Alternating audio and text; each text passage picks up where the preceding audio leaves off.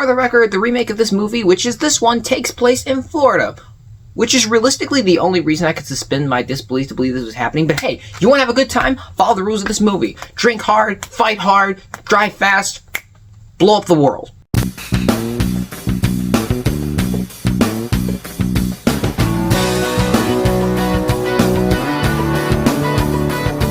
So Roadhouse is a direct-to-streaming remake of the film from 1989 with Patrick Swayze. This one stars Jake Gyllenhaal, and it also has Conor McGregor in it, and is directed by Doug Liman. In this movie, we follow our protagonist Dalton, a former MMA fighter with a shaded and dark past, who takes up a job of being a bouncer at a roadhouse by the beach for this woman who's having a lot of riffraff there.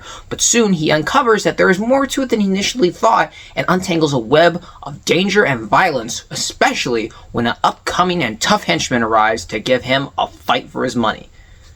Roadhouse is a movie I don't think needed to be remade. The original one is a classic. Is it great? No, but it's that kind of movie that just doesn't lend itself to remakeability. And I was very skeptical going to this movie. I was very ready to hate on it.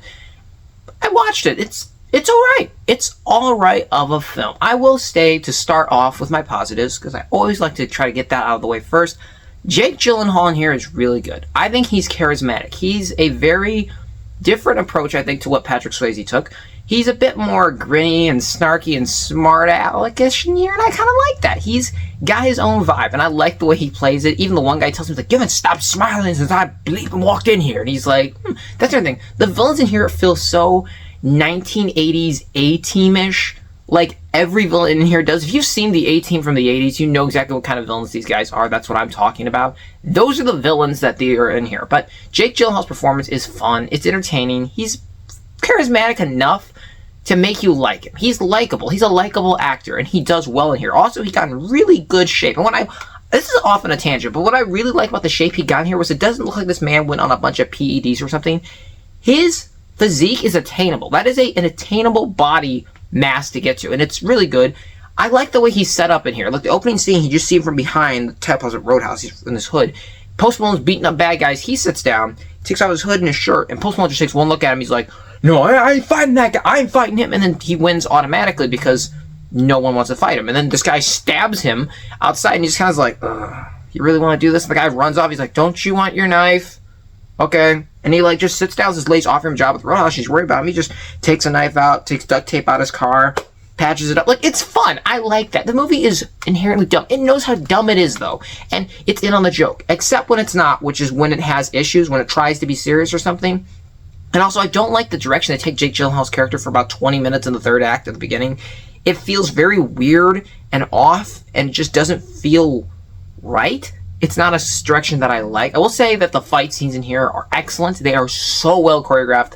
They're very entertaining and well shot. I like that they felt real. Every hit felt like it was landing. There's some very creative choreography in here, and it felt a lot more innovative than what I usually see. Conor McGregor as the henchman in here. Every 5 seconds, all you see is Conor McGregor walking around with that walk of his. I can't see what this is about. Where the fuck is everyone? Like, that's him the entire movie. It's like they just were like, Conor, do a line of crack, get insane out of your mind. We're not giving you directions, just read the lines. His first scene is him butt naked, walking down the street like, and then he goes up to this guy, he gets a phone call out of his sock. He answers it. Some guy in prison says, go help this bad guy. Goes up to this guy in Italy, like, looks at his clothes and like, hey, but I headbutts him. Scene cuts to black, opens back up. The entire, like, place that was there was on fire, and he's walking off like, I'm on my way there. It's so dumb. And I love it. It was stupid, and I love how much fun it was. I love the way Jake Gyllenhaal tries to get these other bouncers, like, get used to being bouncers. Like, he's, like, explaining how they can get better jobs, and he helps them, and I like the kind of world building setting. It's kind of intriguing. I like this bar they're in.